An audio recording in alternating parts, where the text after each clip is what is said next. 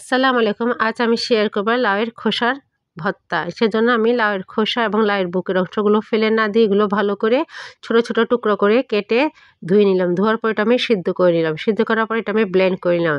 তো এখানে আমি একটু তেল কড়াইয়ে ঢাললাম।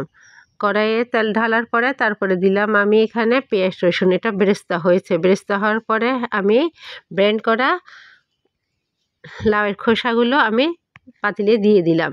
দেওয়ার পরে ভালো করে নাড়াচাড়া করলাম। এরপর আমি দিলাম আমার আদা রসুন পেঁয়াজ একসাথে কিছুটা বেটে রেখেছিলাম, দিলাম প্রায় 1.5 চামচ মতো এখানে। ওটা দিয়ে ভালো করে নাড়াচাড়া করার পর আমি দিলাম আমার স্বাদ মতো লবণ। আপনারা আপনাদের স্বাদ মতো এখানে লবণ ব্যবহার করবেন। তারপরে এটা ভালো করে নাড়াচাড়া করা হলো। এই ভর্তাটা খেতে এতই যে অসাধারণ যা বলার বাহিরে। আমরা লাউয়ের খোসাগুলো এভাবে ফেলে না দিয়ে এভাবেই আমরা খেতে পারি।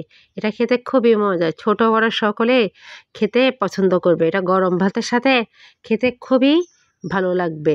যে যেমন ঝাল পছন্দ করেন তেমন ঝাল ঝাল করে রান্না করবেন।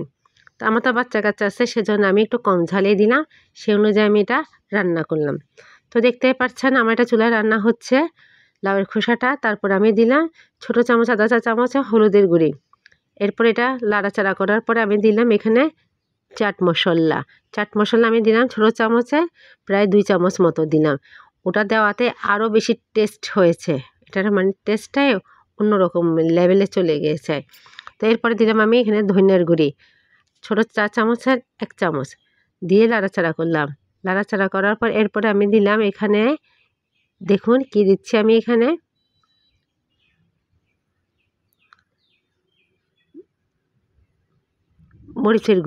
মরিচের গুঁড়ি দেওয়ার পরে আমি এটা নাড়াচাড়া করলাম।